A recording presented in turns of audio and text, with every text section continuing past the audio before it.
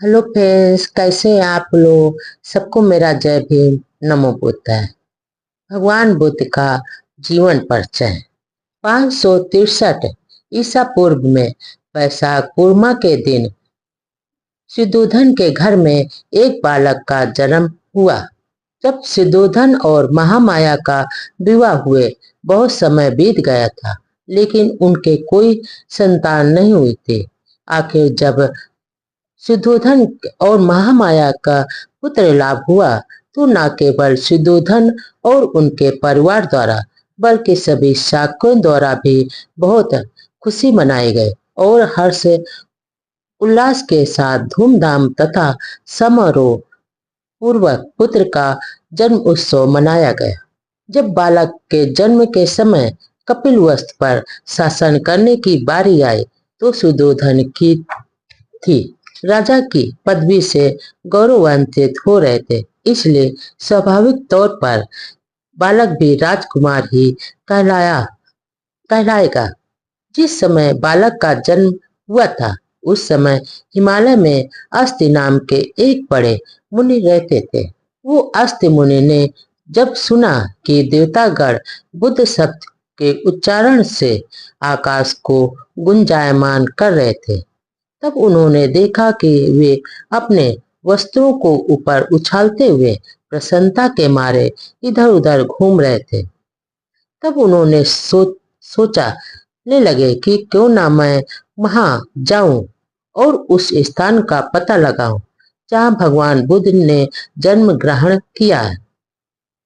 इसके बाद अस्त मुनि ने समस्त जम्मू द्वीप पर अपनी दिव्य दृष्टि डालते हुए देखा कि शुद्धोधन के घर में उस दिव्य बालक ने जन्म ग्रहण किया था और वह अपनी प्रभा से प्रकाशमान हो रहा है।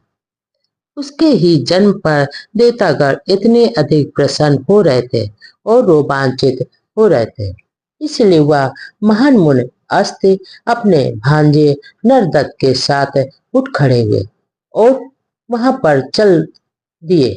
राजा सिद्धोधन के घर के में आए और उनके महल के द्वार पर आकर खड़े हो गए।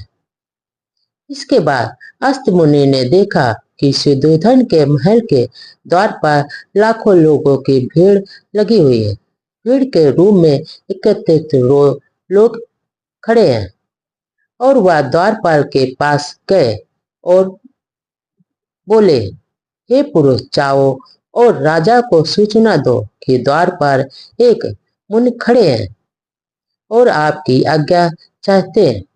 तब द्वारपाल राजा के पास गए और हाथ जोड़कर राजा से विनती की, राजन, द्वार पर एक वृद्ध मुनि पधारे हैं और वो आपसे मिलना चाहते हैं, आपकी भेंट करना चाहते हैं। इसके बाद राजा ने अस्त मुनि के बैठने के लिए उचित स्थान आसन की व्यवस्था की और द्वारपाल से कहा, तुम जाओ, मुनिवर को अंदर आने दो। महल के बाहर आकर द्वारपाल ने जब अस्ति मुनि से कहा, कृपया आप अंदर पधारे। इसके बाद अस्ति मुनि राजा के सामने उपस्थित हुए और आशीर्वाद दिया और बोले, राजन, आपकी जय हो। राजन, आपकी जय हो और आपकी जय हो। आप चिरकाल तक जीवित रहें और अपने राज पर धर्मानुसार शासन करें। इसके बाद सिद्धोधन ने आदरपूर्वक अस्त मुनि के चरणों में प्रणाम किया और उन्हें बैठने के लिए आसन दिया। इसके बाद जब उसने देखा कि अस्त मुनि ने सुखपूर्वक आसीन हो गए तो सुद्धोधन ने पूछा, मुनिवर, मुझे स्मरण नहीं है कि इसके पूर्व भी मैंने आपको के दर्शन हुए, आपको मैंने देखा है। आपके यहाँ आने का आगमन क्या है, उपदेश क्या है, आपके यहाँ पधारने का क्या कारण है। तब अस्त मुनि ने राजा सुद्धोधन से कहा, राजन, तुम्हें पुत्र लाभ हुआ है। मैं उसे देखने की इच्छा से यहाँ आया हूँ और मुझे उनके दर्शन करने हैं। तब शुद्धोधन बोले, मुनिवर, बालक इस समय सोया है, क्या आप थोड़ी देर प्रतीक्षा करने की कृपा करेंगे।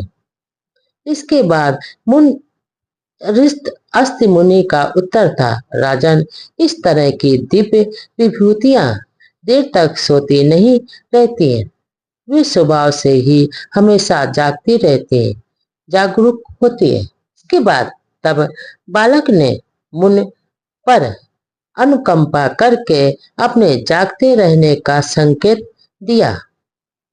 यह देखकर कि बालक जाग उठा है, तब सुद्धोधन ने उसे दृढ़तापूर्वक दोनों हाथों में लेकर और अस्तमुनि के सामने ले आया और अस्तमुनि को दे दिया।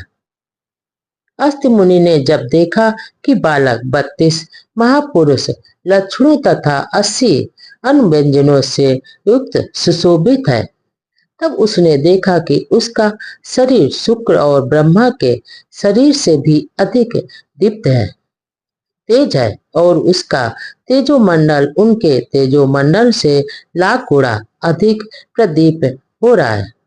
उसके मुख से तुरंत यह वाक निकला, निसंदेह यह अद्भुत पुरुष है, यह अद्भुत बालक है। वे अपने आसन से उठे और दोनों हाथ जोड़े और उसके बालक के पैरों पर गिर पड़े। उन्होंने बालक की परिक्रमा की और उसे अपने हाथों में लेकर विचार मग्न हो गए। इसके बाद अस्त मुनि पुरानी भविष्यवाणी से परिचित थे कि जिसके शरीर में गौतम की ही तरह के 32 महापुरुष लक्षण होंगे, वह इन दो गतियों में से एक को निश्चित रूप से ही प्राप्त होगा, तीसरी को नहीं। यदि वह ग्रस्त रहेगा तो वह चक्रवर्ती सम्राट यानी नरेश बनेगा, और अगर वह ग्रह त्याग कर प्रवज्जित हो जाएगा तो वह सम्यक संबुद्ध होगा। अस्त मुनि को निश्चय था कि यह बालक ग्रस्त नहीं बनेगा, या तो बालक सम्यक संबुद्ध बनेगा